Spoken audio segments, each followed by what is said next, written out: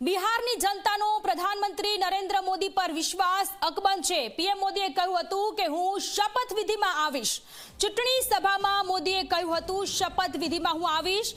પશ્ચિમી ચંપારણની ચનપટિયાની સભામાં પ્રધાનમંત્રી નરેન્દ્ર મોદીએ આ નિવેદન આપ્યું હતું। પ્રધાનમંત્રી નરેન્દ્ર મોદીને બિહારની જનતા પર પૂરેપૂરો ભરોસો હતો। બિહારની જનતાએ વિકાસની રાજનીતિને આવકારી છે।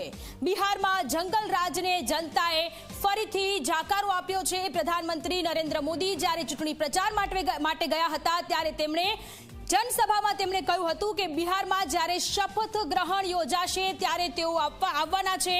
બિહારમાં જંગલ રાજને જનતાએ ફરી એક વખત જાકારો આપ્યો છે। બિહારમાં એનડીએની સરકાર બહુમતીની સાથે નીતિશ કુમારની સરકાર બનવા જઈ રહી છે ત્યારે ભારતીય જનતા પાર્ટીના કાર્યાલયોમાં એનડીએમાં અત્યારે ઉત્સાહનો માહોલ જોવા મળી રહ્યો છે। અત્યાર સુધી જેડીયુ સૌથી મોટી પાર્ટી તરીકે ઉભરીને આવતી હતી થોડા સમય પહેલા અને હવે ટ્રેન્ડ બદલાયેલા છે અને હવે ભારતીય જનતા પાર્ટી કે જે સૌથી મોટી પાર્ટી તરીકે ઉભરીને આવેલું છે અને કોંગ્રેસ કે જે 1 ડિજિટમાં સમેટાઈ ગયું।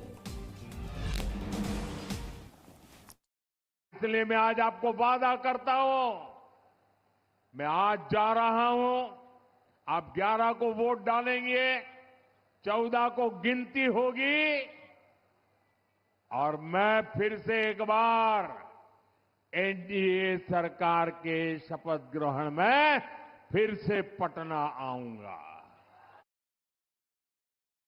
તો બિહારમાં એનડીએની સરકાર બનવા જઈ રહી છે ત્યારે પ્રધાનમંત્રી નરેન્દ્ર મોદીએ જ્યારે જનસભાને સંબોધી હતી ત્યારે કહ્યું હતું કે જ્યારે શપથ ગ્રહણ કાર્યક્રમ થશે ત્યારે હું આવીશ અને એમનો જે વિશ્વાસ હતો એ બિહારની જનતાએ પૂરો પાડ્યો છે।